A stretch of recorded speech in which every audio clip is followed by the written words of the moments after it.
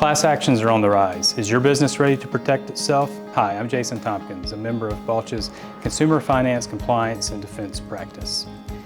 Debt collectors are frequent targets of class actions under the Fair Debt Collection Practices Act, Fair Credit Reporting Act, and Telephone Consumer Protection Act, and the stakes are higher than ever. This is a big topic, which is why I'm preparing a presentation for ACA's annual convention, July 23rd through 25th. In this special edition of Consumer Finance Compass, we're going to delve into just one of the issues that we'll be discussing at the ACA annual convention.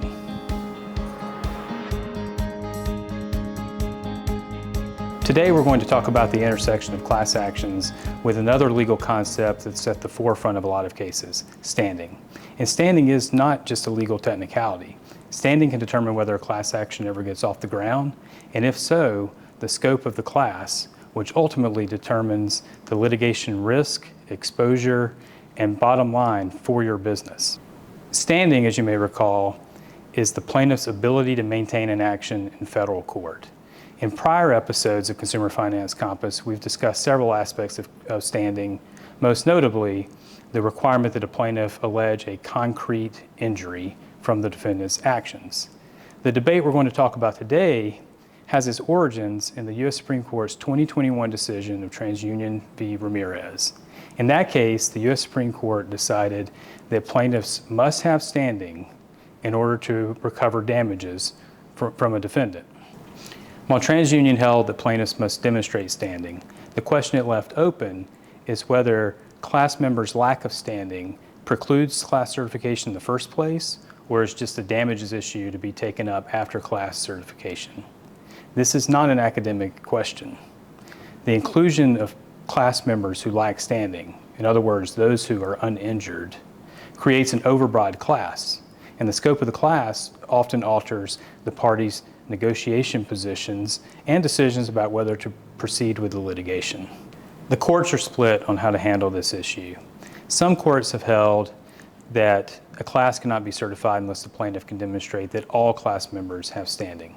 On the other end of the spectrum, courts have held that only the named class representative must demonstrate standing at the class certification stage.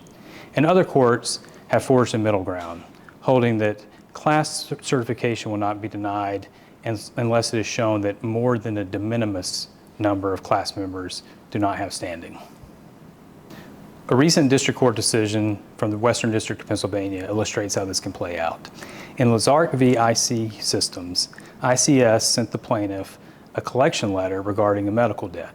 The plaintiff alleged that letter was misleading because it implied that ICS could seek legal actions when in fact it could not.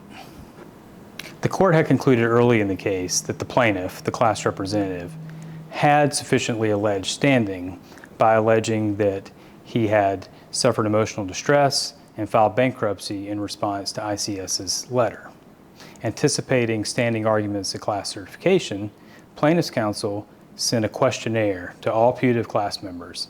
The questionnaire provided 5 different consequences that the class members may have experienced in response to the letter, such as feeling stressed or making a payment, and asked them to check a box if any of those circumstances apply to them.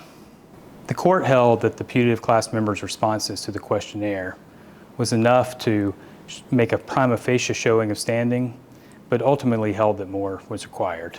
The question, according to the court, is whether it is likely they can establish through summary judgment and trial that they have standing without the need for the court to resolve individualized questions that will overwhelm common questions. Where the alleged injury is emotional distress, the court concluded it would need more than a check mark. And because the plaintiff could not offer a straightforward method for ascertaining standing on the back end, class certification was denied. That case is now on appeal to the Third Circuit, but a circuit split already exists. In fact, last term, the U.S. Supreme Court granted cert in LabCorp v. Davis to address the question of whether class members must have standing. Ultimately, though, it never reached that decision. Last month, it denied the writ as improvidently granted.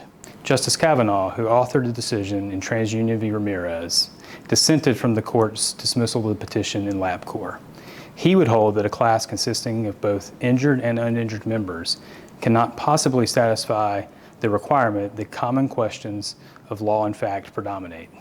In other words, the lack of standing would preclude class certification on the front end. As we head into the ACA convention, keep an eye out for how standing decisions are affecting the class action landscape. The outcome of these decisions can provide a roadmap for your strategy when you're faced with a class action. At the ACA convention later this month, we'll take a deeper dive into this and other issues, including class settlement issues, mass arbitration issues, and defense strategies if you're faced with a class action.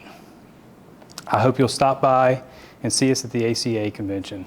I'm Jason Tompkins. Thanks for joining me for this special edition of Consumer Finance Compass, and we'll see you in Louisville.